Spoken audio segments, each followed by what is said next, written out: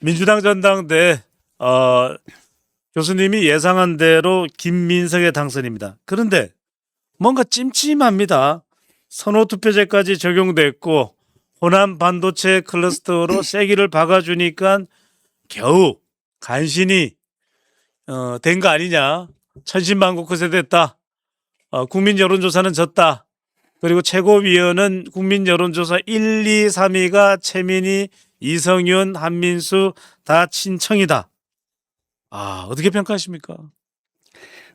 상처뿐인 승리라고 해야 되나요? 아, 이게 지방선거 다시 보는 것 같지 않아요? 깜짝 놀랐습니다. 그렇죠. 이겼지만 진 것 같은 선거. 아, 아마 지금 김민석 대표가 아마 그렇게 느낄 것 같습니다. 네. 요걸 좀 살펴보자면은 예.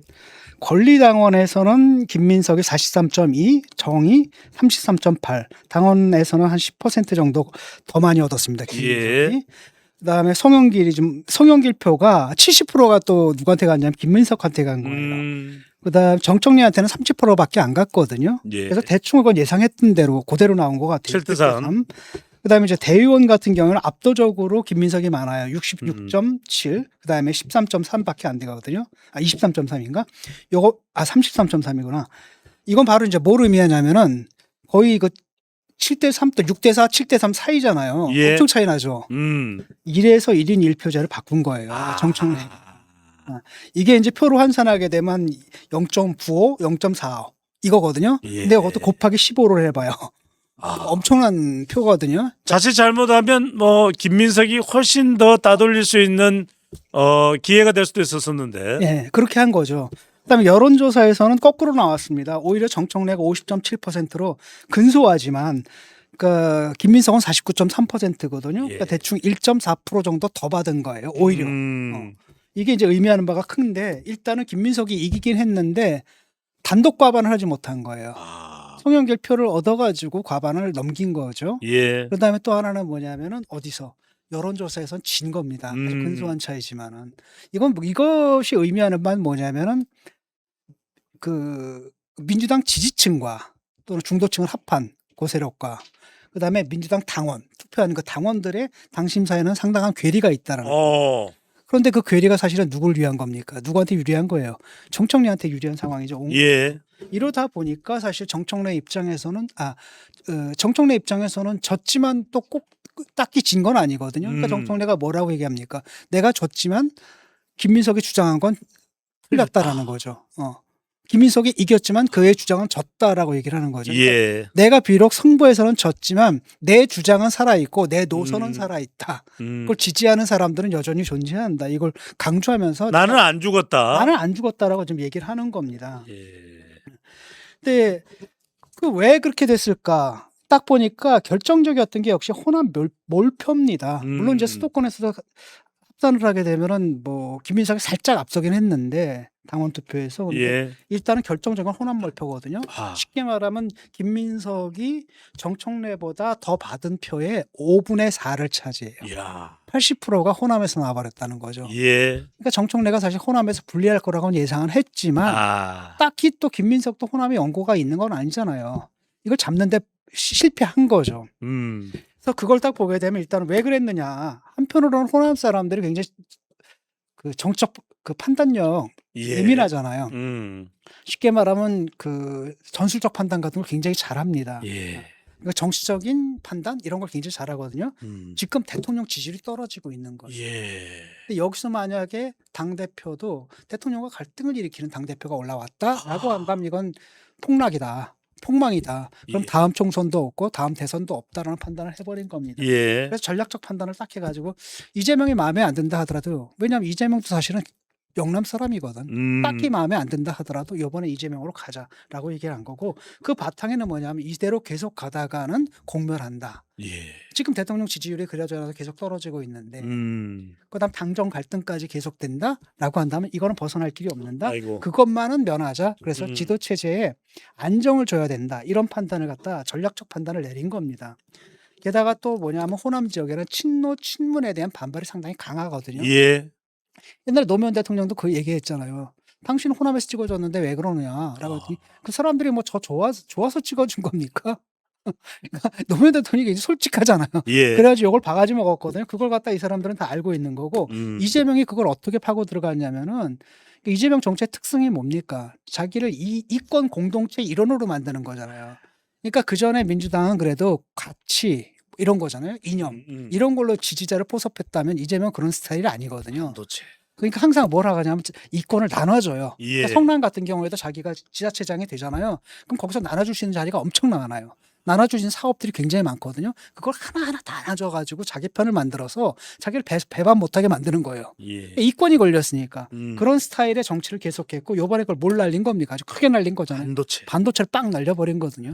이게 결정타가 됐다고 생각을 합니다. 제가 예. 볼 때는 호남 반도체 팍 내린 거고 이게 이제 클리엔텔리즘이라 그래가지고 그러니까 정치를 갖다가 뭐 전체의 이익을 보고 하는 정치가 아니라 국민 전체 이익을 보고 하는 정치가 아니라 특정한 사람 표를 줄 수 있는 사람한테 이 공적 부를 그쪽에 분배함으로써 그들의 표를 내가 취하는 아주 뭐 바람직하지 못한 정치 행태거든요. 근데 예. 그걸 갖다 여태까지 이재명이 아주 탁월하게 해왔어요. 지금도 하고 있고. 그다음에 세 번째 이유는 뭐냐면 대통령이 개입해서 이길 수가 없어요. 그러니까 결국 뭐라고 얘기를 했냐면은 조직은 바람을 이길 수 없다라고 얘기를 했지만 나중에 정청래도 뭐냐면은 이 조직이 너무 강했다. 예. 바람으로 이기기에는 이렇게 얘기를 했던 겁니다. 그래서 정청래 같은 경우에는 그나마 나름대로는 선전한 겁니다. 일단은 여론조사에서 우위를 하고 그럼요. 그다음에 단독으로 1위가 되는 걸 저지했단 말이죠. 예. 그다음에 친청 3인이 진출을 했어요. 그러니까요. 최민희가 1위를 했단 말이에요. 어. 나머지 2명은 박선원하고 뭐 서미화인가? 이 서미화입니다. 사람들은 친명도 아니에요, 사실은 알고 보면. 그러니까 막연한 친명색이지 예. 딱히 이제 박선원 같은 사람 대통령한테 득본 게 없는 사람이고 그 서미화가 이 사람은 이렇게 비례 기초 의원 출신이라 그러더라고요. 예. 초선이고 그다음에 예. 비례예요, 지금. 이런 사람이란 말이죠. 그러니까 이런 사람들 힘을 쓸 수가 없는 겁니다. 거기다가 핵심이 될 수 있는 누가 떨어진 거예요? 김용이 김용입니다. 떨어진 거예요. 김용을 갖다 붙이기 위해서 어떻게 했습니까? 나머지 그 하위권에 있는 인미의 김영호 7위 8위를 달리던 후보가 사퇴까지 했습니다. 사퇴까지 했잖아요. 그 표를 갖다 줘야 된다라고 해서 사퇴까지 했단 말이죠. 근데 떨어졌어요. 그다음에 그 전에 또 누가 있냐? 이건태부터 몇몇 사람이 있잖아요. 예. 공소 취소 주장했던 대통령을 위해 가지고 완장차고 막 나섰던 이 사람들은 아예 그냥 예비 경선에서 박성준. 네. 탈락을 해버렸단 말이죠. 이렇게 본다면 사실은 이번 선거의 결과는 찐명이 전멸한 선거예요. 사실 하하하. 찐명이 정결한 선거죠. 예. 다만 이제 정청래가 이제 진 이유 중에 하나가 굉장히 중요한 이유가 하나가 뭐냐면 예. 그래도 김민석은 대선 후보가 될 수도 있다라는 생각들을 하는 것 같아요. 근데 정청래 같은 경우에는 뭐라고 얘기했습니까? 자기가 대선 후보가 될 가능성을 미리 차단했거든요. 예. 그다음에 정청래 생각은 뭐냐면 내가 대통령을 나는 이제 당 대표를 하고 누구예요? 나는 킹메이커를 하겠다. 그 킹이 누구예요? 조국이잖아요. 그랬는데 이게 조국 혁신당과의 합당이 일단 뻐그러진 거예요. 여기서 가장 큰 타격을 입은 거죠. 왜냐하면 지금 정권 재창출을 해야 되는데 그럼 재창출할 수 있는 대선 주자가 있어야 되고. 그런데 정청래 본인은 자기는 아니라고 얘기를 한단 말이죠. 근데 또 그럼 그 사람이 생각하는 그 대선 주자는 어디 있어? 당 밖에 있네. 예. 그랬는데 합당에 실패했네. 그러니까 이쪽은 그러니까 모일 수 있는 구심점이 있잖아요. 미래 권력 재창출을 위해서 모일 수 있는 구심점이 사실 상징적 구심점이 없었던 거거든요. 게다가 조국은 요번에 그 평택을 선거에서 굉장히 큰 타격을 입은 데다가 예. 또 하나는 뭐냐 그걸 통해 가지고 뭐예요? 저 친명들한테 굉장히 큰 상처를 줬나? 아니면 상처라기보다는 뭐라고 얘기할까? 미움을 산 거죠, 그냥. 예. 엄청난 미움을 샀거든요. 모욕을 줬죠. 네. 모욕을 줬다란 말이죠. 라고 하다 보니까 사실은 그렇잖아요. 제가 계속 얘기했는데 대통령이나 당대표냐 그럼 누구 선택하는 겁니까? 예. 대통령 먼저 선택할 수밖에 없다라는 거죠. 그래서 결국은 어려운 선거를 치렀고 그럼에도 불구하고 생각보다는 엄청 선전한 거예요, 이게. 그러니까 이게 문제는 뭐냐? 큰 표 차로 되면 이게 정리가 되거든요. 그러니까요. 근데 이게 붙었단 말이죠. 붙었고 당원 선거에서는 한 8% 정도 앞선 거잖아요. 다 합쳐서. 예. 8% 정도를 앞서긴 했지만은 민심에서는 오히려 누구한테 뒤진 거예요. 김민석이 정청래한테 뒤졌단 말이죠. 예. 이건 뭐냐면은 앞으로 이거 참 그 통치하기 힘들어졌다라는 걸 의미하는 거죠. 당을 갖다 원활하게 운영하기 참 힘든 상태가 됐다라는 거죠. 예. 그러니까 일단은 그 중도층들 같은 경우 상당 부분 떨어져 나갔단 말이죠. 떨어져 나갔는데 당 안에서도 그 지지층 내에서도 뭐예요? 절반 정도는 거의 절반에 육박하는 사람들은 여기에 대해서 브레이크를 걸 수 있는 반면까지는 아니다 하더라도 신명에 대해서 어느 정도 선을 긋고 있는 이런 태도라는 거죠. 그러니까 굉장히 취약한 지도 체제가 탄생한 거라고 할 수가 있습니다. 네. 정말 이번 전당대회 결과를 보면 방금 전에 교수님 말씀하셨던 대로 이병헌과 김영철 배우가 나왔던 르와르 영화 이 달콤한 인생에서 나왔던 대사가 나옵니다. 너 나에게 모욕을 줬어. 정청래 이 후보가 이번에 전 대표가 대통령에게 모욕을 준 거 아닌가 싶은 생각이 들기도 하는데 교수님 그래서 이게 궁금한 게 앞으로 이게 순항할까? 수석 최고위원을 비롯해서 친청계 선출직 최고위원 중에 3명이 최민희, 한민수, 이성윤 네. 세 사람입니다. 세 사람 보통 사람들 아니거든요. 그렇죠. 아주 강성. 순항할까요? 일단은 당분간은 아마 갈 겁니다. 이게 당분간은 갈 거고 하지만은 이게 제가 볼 때는 순항하기 좀 어렵지 않나 험로가 예상된다라는 거죠. 예. 일단은 당분간은 그냥 간다는 이유는 뭐냐면 이게 최고위원회가 구성이 9명 구성이에요. 이거 일단은 당대표가 들어오고 원내대표가 들어오고 그다음에 지명직이 있단 말이죠. 예. 이 사람들은 다 친명으로 채우겠죠. 선출직이 5명인데 그중에 또 2명은 친명으로 분류되는 약하지만은 그다음에 강성이 3명이 있단 말이죠. 그러니까 최고위원회에서 여전히 압도적 다수는 친명이 가져갈 수밖에 없는 이런 구조라는 겁니다. 다만 그 대표 최고위원이 누구예요? 최민희라는 최민희입니다. 겁니다. 그다음에 또 다른 한편으로는 나머지 2사람도 굉장한 강성들이거든요. 예. 만만치가 않을 거라는 거죠. 이런 상황 속에서 이게 제대로 갈 것 같지는 않고 게다가 김민석이 뭐냐면 당내 기반이 없어요. 지금.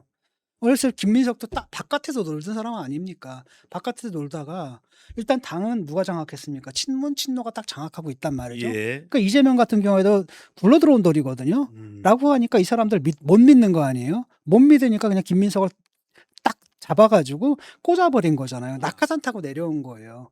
그렇기 때문에 당내 기반이 굉장히 취약한 상태 속에서 사실은 선거도 적어도 최고위원 선거는 자기들이 진 거잖아요. 예. 그런 가운데서 이게 순항할 수 있을까? 당분간은 지도체제가 들어서가지고 처음부터 싸움하거나 그러진 않을 겁니다. 근데 신경전은 계속될 거고 이게 언제 터지냐면은 아마 내년 요맘때쯤 터질 거예요. 왜요? 공천을 두고. 그렇죠. 공천을 두고. 그러니까 김민석은 딱 들어와가지고 이제 뭘 해야 됩니까? 친청 학살을 해야 되는 거예요. 예. 대통령의 뜻을 대통령으로부터 명을 받았으니까 친청 학살을 해야 되니까 이제 사정 정국을 벌이겠죠. 그래서 온갖 뭐 감사를 한다든지 뭘 한다든지 예. 뭘 해가지고 뭔가를 내세워가지고 쫙 해서 친청계 사람들을 갖다 당에 이제 요직에서 몰아내고 예. 당협위원장에서 몰아내고 이런 일들을 좀 할 텐데 그때쯤 되면 이들도 우리가 이대로 그대로 죽을 수는 없다라고 해서 아주 격렬하게 싸우는데 이게 힘이 딱 기울어 있다라고 하면 정리가 되는데 이게 비슷비슷하거든요. 그러니까 영국 같은 경우 한번 보세요. 예. 영국에서 이제 부르주아 혁명이 일어나잖아요. 시민혁명이.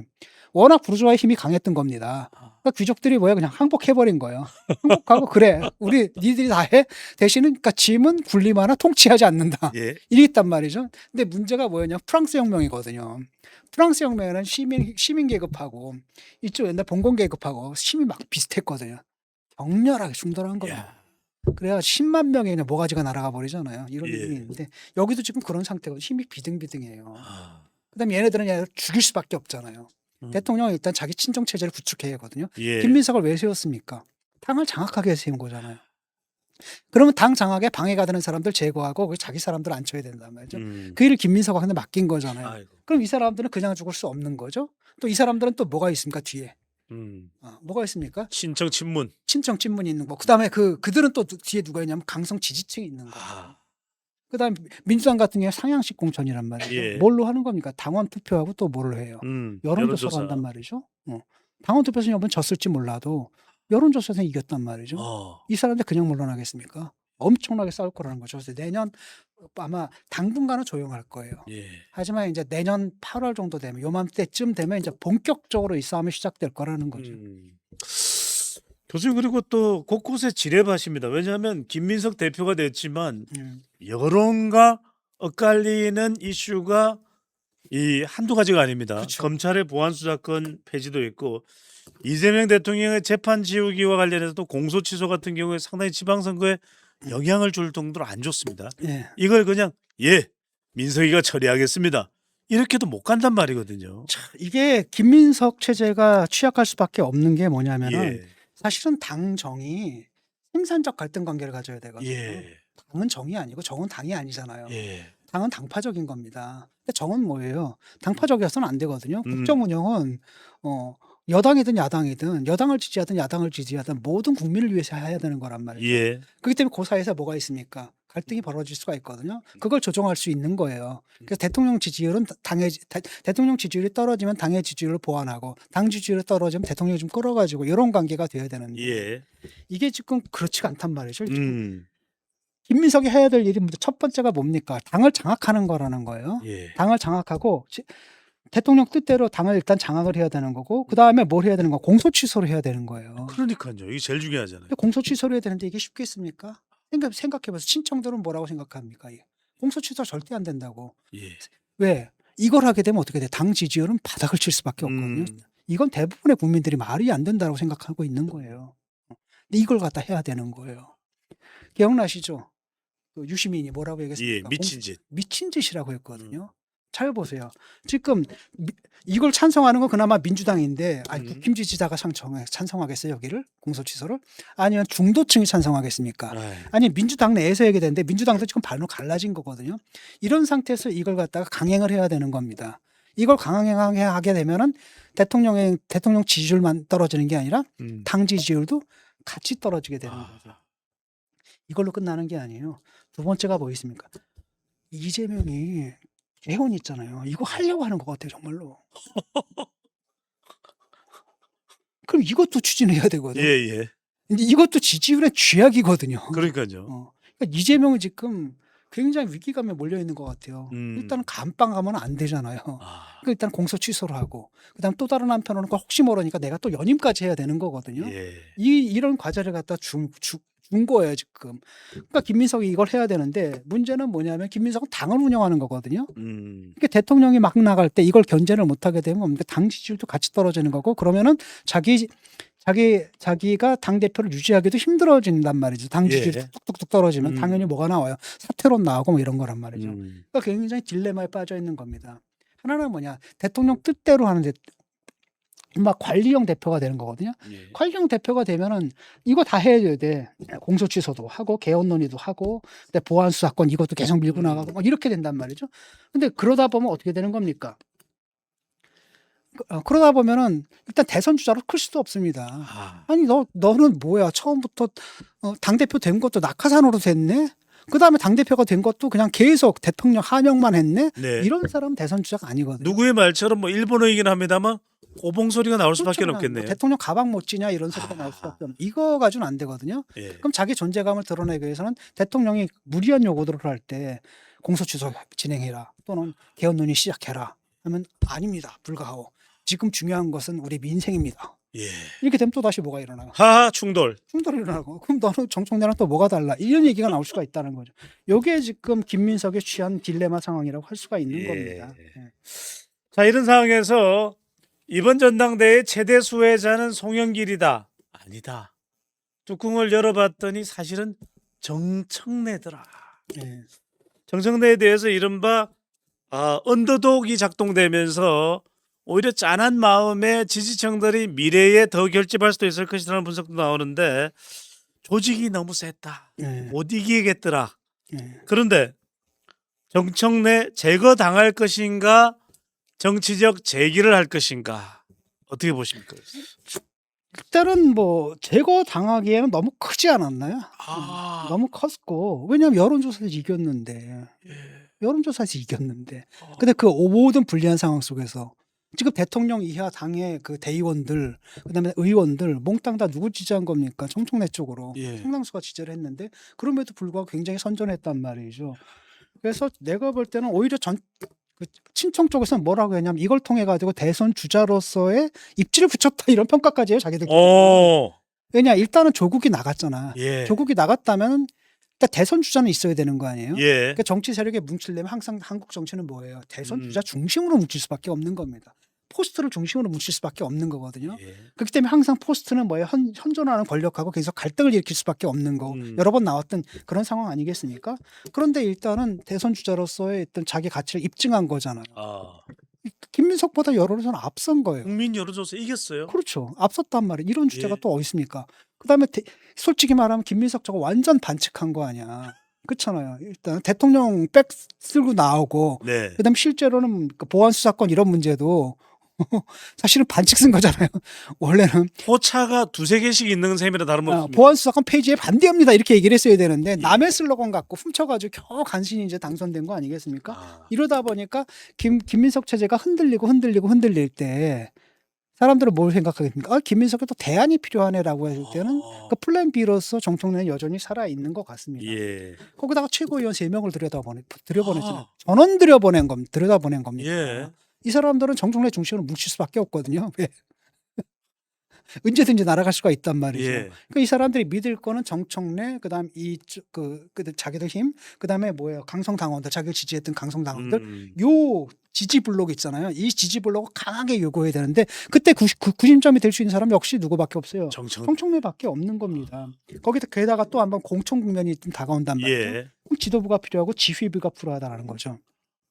그래서 정청래 플랜은 뭐냐면은 정청래 플랜은 보니까 일단은 민주대연합 얘기를 계속하더라고요. 내가 내 주장이 이겼다. 근데 그 중에 하나는 뭐냐? 민주대연합해야 된다. 이 얘기는 결국 뭐예요? 조국. 혁신당하고 통합하겠다라는 거죠. 그러니까 일단은 그래 김민석 네 식대로 한번 가봐라. 예. 근데 그게 오래 갈 것 같냐? 당연히 이제 흔들리거나 이러면 이래서는 안 된다. 당 쇄신해야 된다. 혁신해야 된다. 이러면서 이제 통합 어쩌고저쩌고 하면서 그때 또 나올 수가 있는 거고 그 시점은 아마 내년 정도가 되지 않을까 싶어요. 특히 이제 그 공천을 둘러싸고 이제 갈등이 막 벌어질 때쯤. 예. 그래서 여전히 살아있다라고 봅니다. 대통령은 스스로 막 위험 요인을 만듭니다. 또 하나의 위험 요인은 바로 국민들의 충분한 동의와 수기 과정도 거치지 않았는데 야당의 개헌론자 중진 의원들을 만나 골프 회동을 하면서 교수님, 지난 한 주를 대한민국 떠들썩하게 만들었던 이슈가 이재명 대통령이 지난 6월 지방선거 직후 골프를 치면서 임기를 단축해서라도 권력 분산 개헌을 할 수도 있다. 네. 하지만 연임은 없다는 이야기는 없다.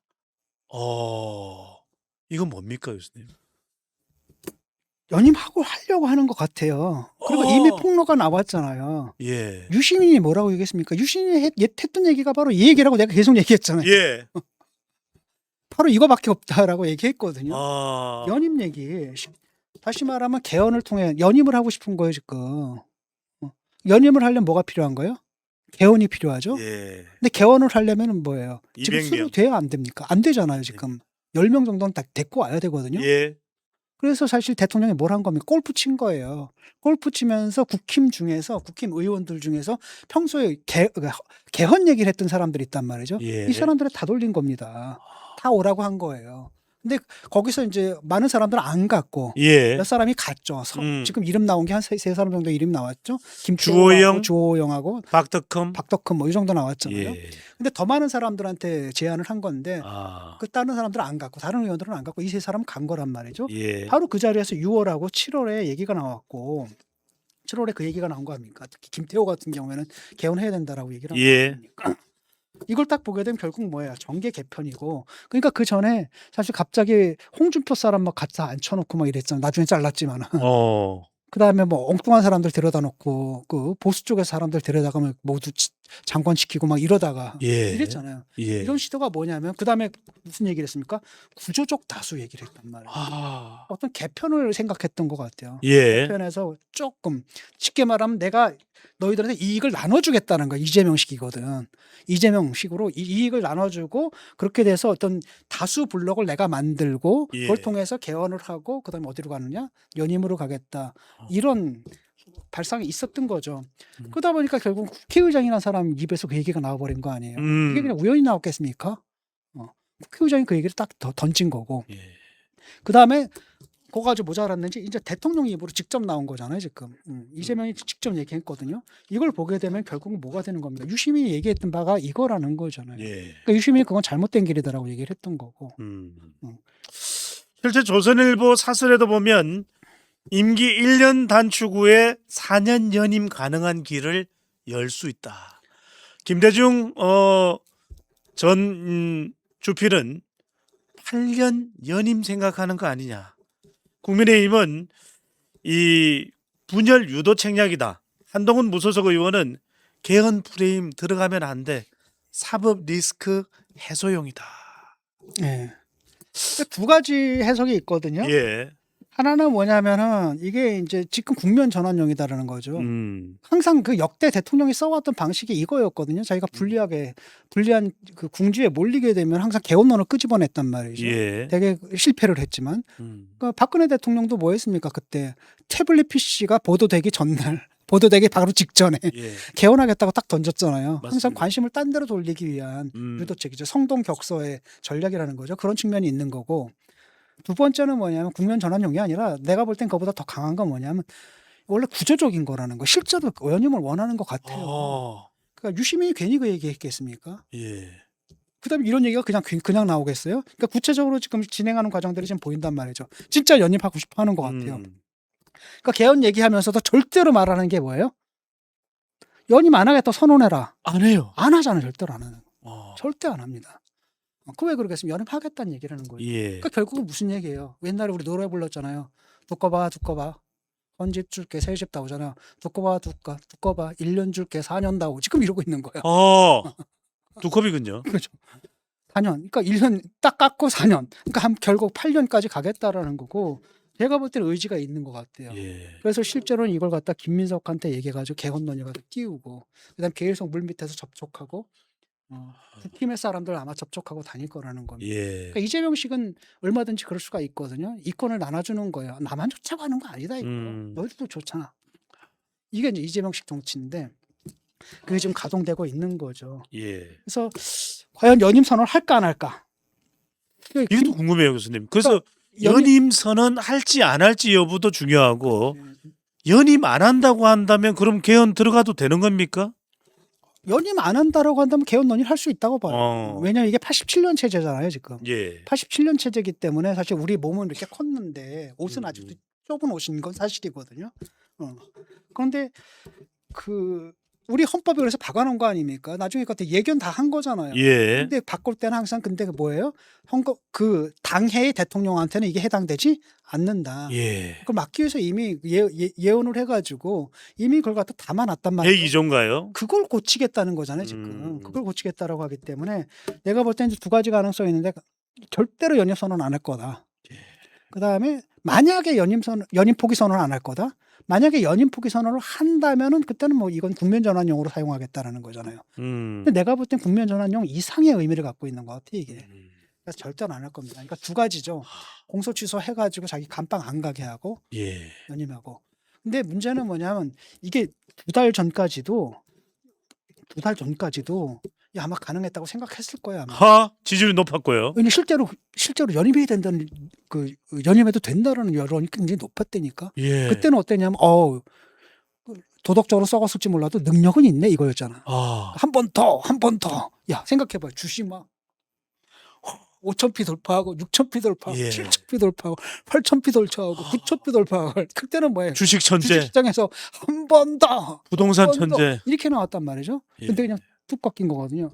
그러니까 아마도 그때 아마 고무됐을 거예요. 아마. 내가 이런 식으로 계속 해 나가면은 연임도 가능하겠다. 그래서 그때부터 뚝뚝뚝뚝 던졌는데 지금 상황이 완전히 달라진 거죠. 예. 저거는 실현 가능하지 않은 목표라고 보고 그럼에도 불구하고 이재명은 이제 생존의 예술가거든요. 거의 생존을 위해 가지고 억지로 하려고 할 겁니다. 예. 근데 그러면 그럴수록 당 지지율 떨어지고 대통령 지지율 떨어지고 이렇게 될 수밖에 없는 그런 구도다. 예. 이재명 대통령 지지율 리얼미터 기준으로 지난주보다 0.3%가 또 내려간 예. 43%로 임기 들어 최저치를 기록했습니다. 이런 지지율 바닥 현상 뭐 여러 가지 이유들 지금 뭐 부동산을 비롯해서 나오고 있습니다만 교수님께서 일가를 해주신다면 뭐 때문입니까? 앞으로 계속 떨어질 일밖에 없습니다. 아. 그러니까 일단 구조적인 문제는 제가 이제 계속 몇 번이나 반복해서 지적을 했지 않습니까? 예. 일단은 윤석열 기저 효과는 사라졌다. 지금 요즘 윤석열 기억나세요? 안 기억 안 나잖아요. 그렇죠? 사라진 겁니다. 두 번째 1년 지났잖아요. 그럼 뭐예요? 허니문 효과도 사라졌다라는 겁니다. 게다가 계속 나오는 것 주제들이 의제들이 이슈들이 대통령한테 유리할 게 하나도 없습니다. 일단은 사람들이 뭐라고 생각했냐면 지금 대통령의 신화가 지금 깨지고 있는 거거든요. 뭐였냐면 대통령도 이재명 나쁜 놈이라는 걸 알아요. 예. 정가가 몇 범에다가 거기다가 정가 4범인가 그런 데다가 지금 재판 걸려 있는 게 몇 개입니까? 그다음에 그 주변의 사람들이 얼마나 많이 죽었습니까? 예. 그렇잖아요. 이거 나쁜 놈이라는 거 알거든요. 그럼에도 불구하고 왜 찍어줬느냐? 능력이 있다라는 거. 유능하다. 예. 그거 하나 때문에 찍어줬는데 음. 그거 하나 때문에 계속 지지해온 거잖아요. 근데 그 신화가 지금 무너지는 겁니다. 그러니까 그러니까 한 세 가지 정도가 있지 않겠습니까? 예. 첫 번째는 뭐냐면 일단은 부동산이에요. 처음에 이제 부동산에 대해서 자기가 뭐라 그랬어요? 도랑이 가재 잡는 것보다 쉽다. 그러니까 계곡 정비보다 쉽다 이렇게 얘기를 했잖아요. 야, 이때부터 좀 위험한 거예요. 아. 어떻게 부동산이 계곡 정비보다 쉬운 일입니까? 부동산은 답이 없는 거거든요, 사실은. 예. 이건 솔직히 말하면 여당도 답 없고 야당도 답 없는 거예요. 건드리면 건드릴수록 계속 엇갈리기만 하거든요. 역효과만 나는 건데 이번에도 딱 보니까 아니 이재명 정권 1년 사이에 그전 정권 5년 사이에 늘었던 그만큼 올라버린 거예요. 쉽게 말하면 집값 오르는 속도가 5배가 돼버렸다는 얘기거든요. 와. 그다음에 했던 그 정책이라는 게 그거 뭐냐면 결국은 그 주식시장에서 서킷 브레이크 거는 거 있잖아요. 예. 뭐 거의 그런 식으로 해놨거든요. 근데 서킷 브레이크 뭐 이런 것들 있잖아요. 이런 것들은 뭡니까? 일시적이잖아요. 하다가 바로 풀어주고 하다가 풀어주고. 근데 이건 거의 뭐 계엄령을 때려버린 거거든요. 그러다 보니까 결국 집값도 오르고 전세도 또 따라 오르고 또 월세도 따라 오르고 전세 찾기 더 힘들어지고 월세 찾기도 힘들어진 예. 이런 상황이 딱 총체적 난국이 돼버린 거거든요. 이게 사실은 부동산의 뭐예요? 그 부동산 정책의 그러니까 전 정권의 정책의 실패를 자기가 반복하지 않겠다고 하고 공약했던 내용이 있단 말이죠. 예. 그 공약을 다 반대로 했거든요. 반대로 하는 바람에 전 정권과 동일한 그것도 다만 속도가 빨라진 거예요. 예. 그 5년치를 갖다 1년치 만에 하는 이런 업적을 남겨버린 거거든요. 성능은 떨어졌는데 속도만 빨랐다. 그러니까 이러다 보니까 사실은 뭐냐면 여기 이 사람들이 왜 이렇게 민감하지 못하냐면은 옛날에 그래도 민주당은 서민의 정당이었거든요. 근데 그게 아니라 민주당 그걸 지지하는 층의 이 지배 블록이 예.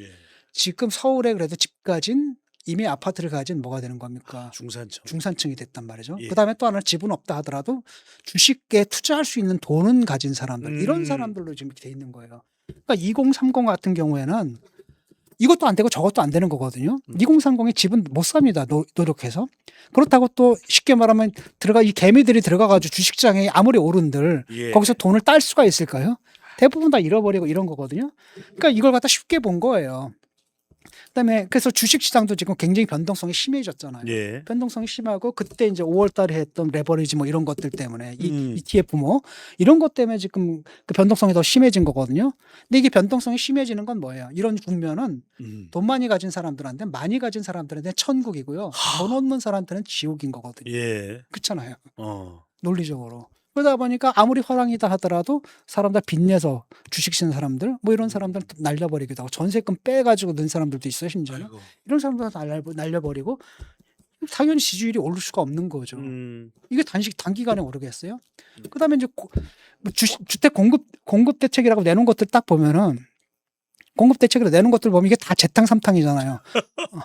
송영길이 그런 얘기 하더라고요. 무슨 뼈 해장국도 3번 끓이면 딱 보니까 다 재탕삼탕이야.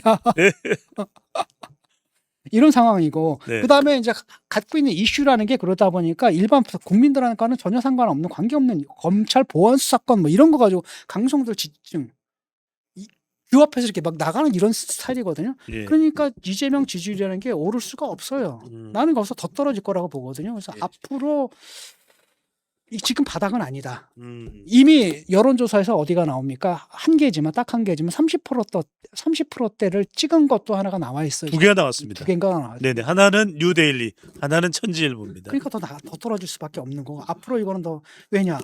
지금 남은 유리한 이슈가 하나도 없어요. 예. 부동산 문제 이거 해결 못 합니다.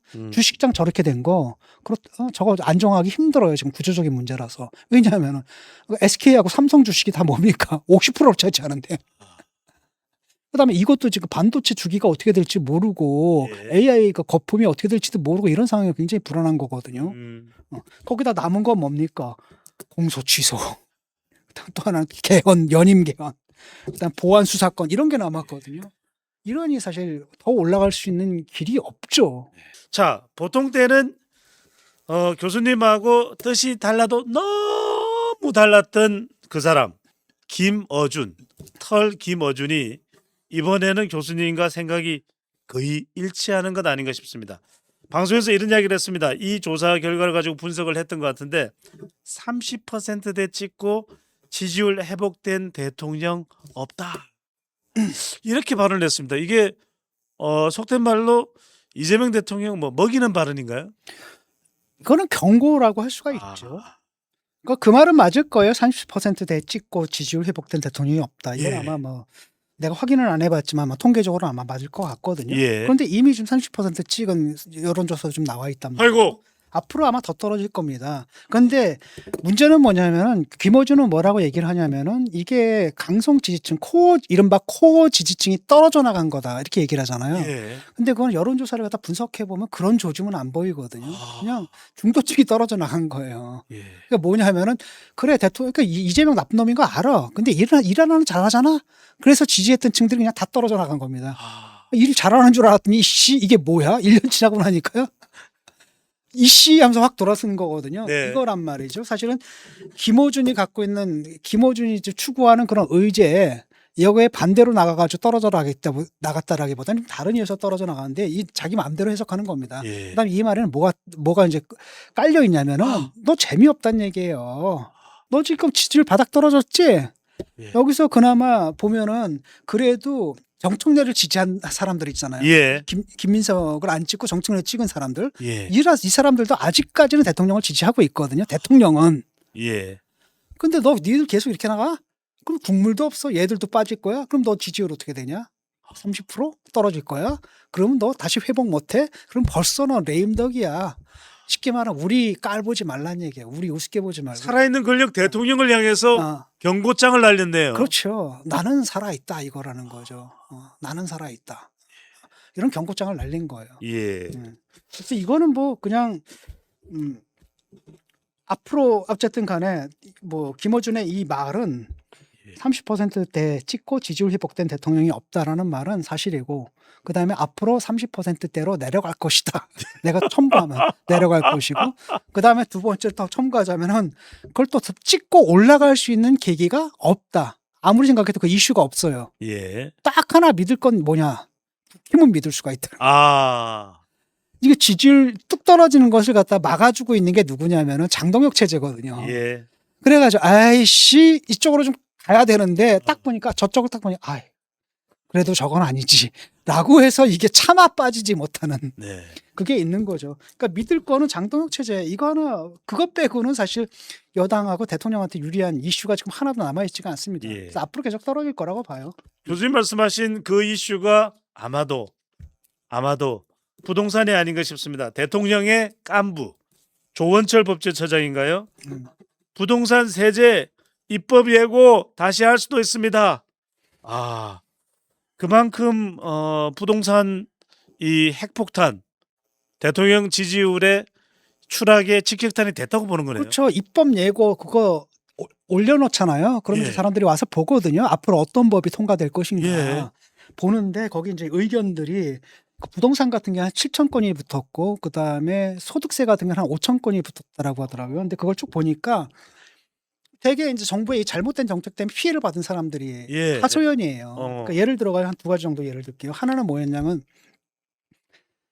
그 장애아동을 갖고 있는 학부모거든요. 예. 근데 그 특별학교가 있잖아요. 특수학교가 있잖아요. 멀어요. 그렇기 때문에 글로 가서 살아야 돼. 왜냐하면 출퇴근을 시킬 수가 없잖아. 통학을 시킬 수가 없잖아. 예. 근데 여긴 내가 살고 싶은 지역이거든. 살아왔던 지역이고. 예. 그 이걸 팔기는 뭐 하잖아. 그렇죠. 그래서 이건 놔두고 세를 주고 어. 저쪽에 전세를 얻어야 되는데 예. 이렇게 되면 이제 세금 폭탄을 맞는 거예요. 아이고. 이게 뭐냐라고 얘기를 하는 거고 또 한 예는 뭐냐 어떤 의사인데 예. 지방에 있는 의사거든요. 그러니까 서울로 옮기기 위해서 서울에서 집을 샀어 실거주 하려고. 근데 문제는 뭐냐면 자기가 딱 떠나려고 하는데 여기 후임자가 안 와. 아이고. 결국 거기 남게 된 거야. 아. 그러니까 여기에 또 세금을 때려버린 거거든. 그러니까 이 사람 하는 얘기는 뭐냐면 아니 의료 취약 지역 가라고 해놔가지고 왔는데 그 나 같은 사람은 왜 오히려 칭찬은 못 해줄 만큼 상을 받아야 되는데 보상은 못 해줄 만큼 왜 불이익을 주느냐 예. 이런 데 불만이 있는 거거든요. 그러니까 마구마구 때려대다 보니까 실제로 이게 이제 현실에 적용됐을 때는 굉장한 부작용들이 나오고 이른바 많은 피해자들이 양산이 되고 있는 거예요. 이걸 갖다 놔뒀다가 민심이 악화될 수밖에 없잖아요. 그러니까 다시 부동산 세제 입법 예고를 할 수 있다. 이건 뭐냐면 언제 이제 입법 예고를 다시 할 수 있다는 건 뭐냐면 법을 다시 만든다는 얘기거든요. 예. 그러니까 대폭 개정했을 때 아. 입법 과정에서 엄청나게 고쳐가지고 더 이상 같은 법이라고 할 수 없을 정도로 했을 때 그때는 입법 예고를 다시 한다는 얘기고 그 함의는 뭐냐면은 앞으로 대폭 선보겠다라는 예. 함의가 깔려 있는 거죠. 예. 무너지고 추락하는 이재명 대통령의 지지율에 핵폭탄이 돼버린 부동산 손을 안 볼 수가 없다는 입장입니다. 자, 안보가 안 보인다. 안보가 안 보인다. 한미동맹에 큰 이 지진이 발생한 거 아니냐라는 분석이 나오는데 트럼프 대통령은 한미 훈련을 대폭 축소를 지시했다고 합니다. 일각에서는 김정은 위원장과의 사이가 좋고 크게 이 우려를 하지 않아서 축소를 했다는 이야기도 나옵니다만 이란전에 비협조적이라서 예. 그리고 한국 정부의 여러 가지 태도를 문제 삼으면서 무역 협상을 트럼프 방식으로 유리하게 이끌고 나가기 위해서 이른바 몽리를 부리고 있다라는 분석도 나오네요, 교수님. 이거는 사실은 그러니까 국힘에서는 이제 이재명 정권 자초한 외교 참사라고 얘기를 하고 있잖아요. 예. 야당에서는 뭐 이렇게 비판할 수 있다고 봐요. 예. 다만 이제 저는 좀 동의를 하지 않는 게 몇 가지 이유가 있잖아요. 첫 번째 이유는 뭐냐면 이란 문제거든요. 그렇다고 우리가 미국이 이란 때리는데 그 도와줄 수는 없잖아요. 도와줄 필요도 없는 거고 그 뒷감당을 왜 우리가 합니까? 사실 사고는 누가 친 거예요? 트럼프가 친 거잖아요. 그러니까 그 뒤에 이제 우리는 또 이란과의 관계도 있는 거고. 예. 그다음에 트럼프 자체가 사실은 뭐예요? 이스라엘한테 그 네타냐후한테 설득당해가지고 바보처럼 그 거의 가스라이팅 당해가지고 일으킨 전쟁이거든요. 그래서 예. 자기도 스스 못하는 전쟁인데 그걸 왜 우리가 도와줍니까? 그래서 이거는 뭐 우리 국익의 관점에서 거부한 건 너무나 당연했다고 보는 거고 예. 두 번째는 뭐냐면 이거 자체가 트럼프가 어떤 계기가 있어서 이런 얘기 하는 거 아니거든. 늘 얘기했던 거잖아요. 그냥 왜 우리가 너희들을 지켜줘야 되는데 너희들 돈 내. 이거는 뭐 늘 했던 얘기잖아요. 우리한테만 하는 얘기가 아니라 모든 동맹에 대해서 다 하는 얘기거든요. 전 세계입니다. 그러니까 그거는 그냥 무시해도 좋은 부분이고 그다음 더 황당한 건 뭐냐면 이거 얘기거든요. 나 김정은하고 친해. 나랑 친한 데인데 그 친한 애한테 왜 자꾸 그 총구로 겨누는 그런 훈련을 왜 해? 이게 무슨 얘기인지 모르겠거든요. 그러니까 북미 회담을 생각하고 있는 것 같기도 하고 이런 차원에서 지금 바닥을 깔기 위해서 그런 거거든요. 뭐 그래서 신통미 복남 이야기도 그래서 나옵니다. 그런 거고 오히려 이제 문제는 뭐냐면 이재명 정권의 문제는 뭐냐면 이재명이 사실 북한 정권에 코를 딱 꿰었거든. 코를 딱 꿰었어요. 예. 그러니까 사실 북한이 뭐 뭘 한다 하더라도 무슨 입장을 못 내잖아요. 왜 그런 줄 아세요? 쌍방울 대북 쌍방울 때문이에요. 네. 그래서 딱 가면 그냥 날아가 버리거든요. 이런 문제가 있는 거죠. 그러니까 내가 안보에 우리 안보에 위협이 되는 요소는 바로 이제 그거라고 봐요. 가장 큰 위협은 그러니까 눈치 슬슬슬슬 보잖아. 예. 그 전에 문재인이나 예컨대 그 전에 민주당 정권은 그래도 북한한테 강경한 대결 정책을 피지는 않았잖아요. 예. 그 다음에 대부분 다 온화한 정책을 피우고 그럼에도 불구하고 지켜야 할 선들이 좀 있었거든요. 근데 이재명 정권에 들어와 가지고는 딱 보게 되면 이건 뭐지 할 정도로 좀 황당한 사태들이 좀 벌어지잖아요. 그래서 예. 그거 내가 볼 때는 안보 위협은 바로 그겁니다. 한나라 대통령이 저쪽 북한에 이른바 우리를 적국으로 규정하는 그 나라에 코가 끼어 있다라는 거 이게 이제 안보 위협이라고 할 수가 있죠. 장동혁 지도부 강복절 이 경축식에는 참석을 하지 않고 올림픽 공원에 참석을 했습니다.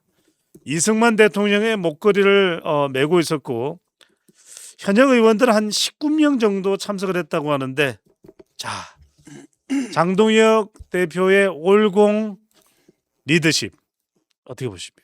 황당하죠. 거기 이제 경찰 추산을 얼마 모였냐면 1,800명 모인 거거든요. 예. 이게 당 대표가 총 동원령을 때렸는데 이거밖에 안 온 겁니다. 그러니까 그걸 딱 보니까 원래 지금 올림픽 공원에 모였던 사람들 다 지금 흩어졌거든요. 예. 맨날 보면 그냥 이상한 사람들 모여가지고 태극기 흔들고 뭐 성조기 휘날리고 그러니까 이런 사람들은 제가 볼 때 정상적인 사람들이 아니거든요. 보통 일상적으로 생활하는 사람들은 거기 나가가지고 그렇게 못 지냅니다. 그러니까 어떤 방식인지 과몰입되어 있고 예. 약간 사이비 종교처럼 광신적인 상태로 들어가 있는 그런 사람들이거든요. 그런 사람들만 좀 남아 있는데 계속 올공에다가 올인한 거잖아요. 올공에다 올인하고 이번에 의해서 세를 좀 보여주겠다고 다 동원한 겁니다. 그런데 의원들 80%는 안 간 거예요. 원내대표도 안 갔어요. 예. 그러니까 다 거기 모인 사람들 딱 보니까 뻔한 사람들이 왔더라고요. 예. 늘 장동혁 대표 주변에서 보던 네. 인물들이죠. 그나마 조금 주의 깊게 볼 사람은 이제 주진우. 주진우 이 사람은 완전히 돌아섰어요. 이제 완전 꼴통으로 그냥 가기로 한 것 같아. 그냥 나는 꼴통이다 선언하고 그냥 완전 그쪽으로 가기로 한 것 같고 또 하나는 신동욱이거든요. 신동욱 같은 경우는 이걸 보게 되면 장동혁 체제가 쉽게 무너지진 않겠다. 왜냐 나 장동혁이랑 같은 배 탔다라고 좀 선언하는 거잖아요. 지금. 예. 그걸 좀 주목할 수 있겠고 거기 보니까 그 당협위원장들을 마구 이렇게 쓰더라고요. 근데 지금 장동혁이 하려는 게 뭐예요? 조광특위 당원 협의회장을 교체할 수도 있습니다. 교체하겠다는 거잖아요. 예. 그때 뭐라고 그랬냐면 싸우지 않는 사람 잘라내겠다고 했거든. 음. 그러니까 결국 뭐야? 싸우려면 싸우지 않는 사람들 잘라낸다니까 잘리기 싫으면 싸우러 나오란 얘기잖아요. 올공 와라. 그러니까 한마디 협박한 거예요. 너희들 여기 안 오면은 그냥 다 날려버릴 거야. 그러니까 거기다 도장 찍으러 나간 거거든요. 그래서 모인 게 1,800명이에요. 그걸 가지고 5만 명이라고 부풀리는데 무슨 5만 명이 뭡니까? 그러니까 한심한 거죠. 그래서 지금 그 6.2 선거 있잖아요. 예. 6월 지방선거 때, 6월 6.3 지방선거요? 6.3 지방선거 때, 그때 이제 그 당 지지율이 리얼미터 기준으로는 민주당을 앞선 적도 있었거든요. 맞아요. 예. 40몇 프로로. 예. 그때부터 쭉쭉쭉쭉 빠져가지고 지금 11%가 빠져버린 겁니다. 예.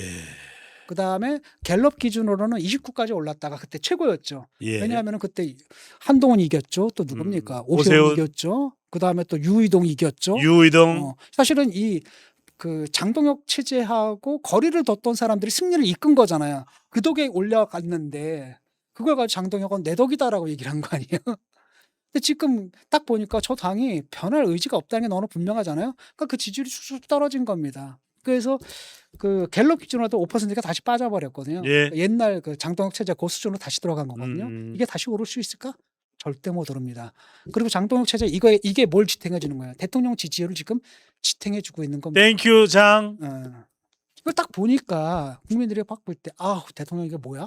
예. 민주당 저거 뭐야? 그래서 이쪽 하다 이런 거잖아요.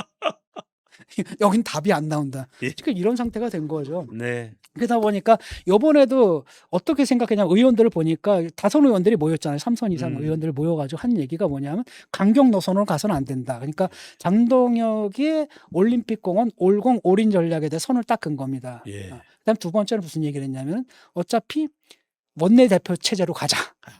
그 대표 패싱하자는 거예요. 대표 패싱. 너는 따로 놀아라 그렇게. 예. 대표 패싱하자는 거고 장동혁은 그렇기 때문에 뭐래요? 당을 장악해야 되는 거거든요. 당을 장악해야 되니까 이른바 이제 정풍 운동을 하려고 하는 거예요. 그래서 윤리위 가동시키고 하고 그래서 아까도 얘기했듯이 다 잘라내겠다. 일단 당협위원장들부터 원외 당협위원장들부터 예산으로 채워놓겠다. 근데 이게 지금 서로 이제 부딪히고 있는 중이죠. 예. 그래서 일단은 이게 업됐더라고요.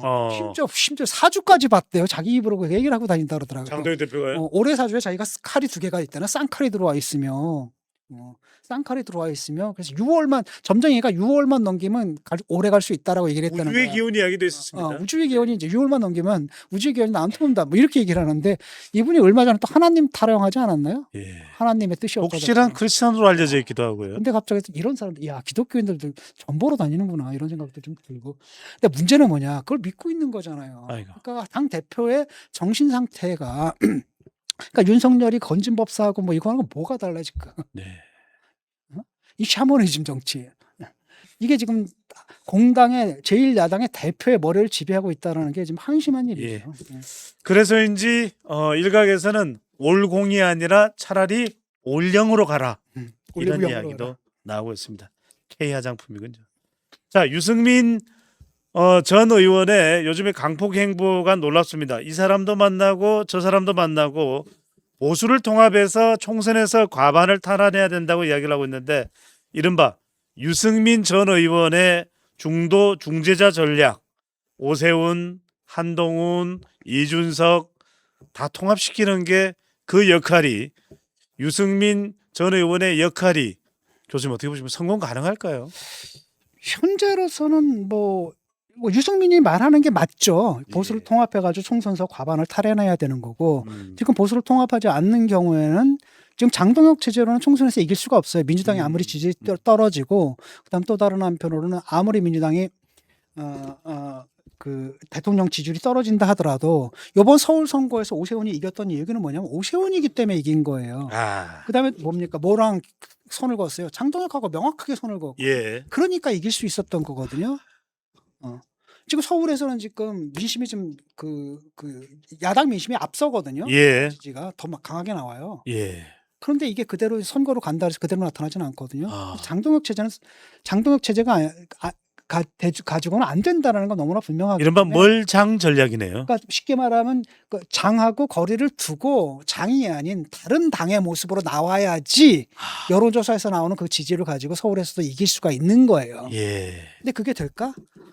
그래서 지금 그것 때문에 유승민이 지금 움직이는 거고 유승민이 이제 음. 오세훈도 만나고 그다음에 또 다른 한편으로는 유승민도 만나고 그다음에 음. 또 다른 한편으로는 그 옛날 친윤파들 중에서 친윤들 예. 중에서도 지금 좀 거리가 생긴 이런 사람들 만나가지고 일단 장동혁 체제에 대한 안티를 좀 만드는 것 같습니다. 예. 근데 다만 이제 한동훈 만났다는 얘기 또 안 들리더라고요. 왜 안 만날까요? 근데 문제는 뭐 한동훈 빼면 안 꼽는 찐빵이잖아요. 그냥 예. 항상 어떤 정치 세력이든지 뭐가 중심이 돼야 되는 겁니까? 어. 대선 주자가 있어야 되는 거예요. 대선 주자가 있어야 되는데 유승민은 자기는 대선 주자라고 아직까지 대선 주자라고 생각할지 몰라도 유승민에 대한 평가는 어느 정도 내려졌다고 보거든요. 어. 그다음에 이준석도 어느 정도 이제 평가가 좀 내려진 거라고 봐요. 예. 그렇다면 남는 건 한동훈인데 지금 한동훈 얘기는 좀 없잖아요. 예. 어쨌든 저는 이런 시도는 계속 돼야 된다고 보고 다만 쉽진 않을 거다. 왜냐하면 다 달라요. 유승민 다르고 한동훈 다르고 예. 그다음에 이준석 다르고 음. 친윤들 다 다르고 그다음에 어쨌든 어렵긴 하지만은 언젠가는 반드시 해야 될 과제다. 거기는 동의합니다. 예. 예. 당장은 쉽지 않다. 하지만 꼭 가야만 되는 또 가야 되는 길이다라는 말씀이셨습니다. 이거 어떻게 볼까요? 한동훈 의원입니다. 복당에 관해서도 상당히 지금 뭐 갑론을박이 이어지고 있는데 국민의힘 당계 사건, 당 게시판 사건을 경찰이 강제 수사를 단행하고 있다. 이건 어떻게 봐야 됩니까? 이건 장동혁 대표가 견제하고 하는 것과는 다른 차원으로 보입니다, 두 교수님. 가지 측면이 있는 것 같아요. 예. 일단은 이거는 뭐 한동훈 전 대표한테는 유리할 수는 없는 거잖아요. 예. 왜냐하면 일단 우리는 다 알고 있거든요. 그 상황에 대해서. 근데 문제는 까가지고 다시 한번 공식적으로 확인이 될 거라는 거죠. 아. 이걸 누가 썼다. 가족 중에 누구다라는 게 이제 확인이 되고 예. 그럼 한번 또 이미지 타격을 받긴 받을 겁니다. 근데 두 번째는 뭐냐면 근데 거기서 또 드러날 수 있는 건 한동훈 대표는 쓴 적이 없다는 얘기잖아요. 예. 쓴 적이 없다라고 한다면은 그 징계가 황당해지는 거예요. 아. 이거 무슨 가족이 쓴 거다. 근데 가족이 쓴 것까지 책임져야 되냐? 무슨 연좌제냐? 장동혁 대표는 범죄라 그랬습니다. 그러니까 이게 무슨 범죄예요? 어. 범죄 자체도 아니잖아요. 자유 게시판은 누구나 다 볼 수 있는 거라는 거죠. 근데 이걸 갖다 몽땅 다 경찰에 갖다 바친 게 누굽니까? 장동혁 체제라는 겁니다. 아. 어떤 당에서 자기 당의 서버를 갖다가 경찰에 내줍니까? 여태까지 그런 당은 없거든요. 예. 그러니까 그런 것까지 해가지고 했는데 오히려 한동훈 대표가 쓴 흔적이 없어. 어. 이건 이미 밝혀진 거잖아요. 예. 그러니까 다시 한번 확인되는 겁니다. 음. 라고 한다면 징계는 사실 무효가 되는 거잖아요. 그렇죠? 아. 그래서 그런 측면이 있고 어쨌든 전반적으로는 한동훈 전 대표한테는 한동훈 전 대표 복당에는 그렇게 유리한 국면은 아니라고 봐요. 예.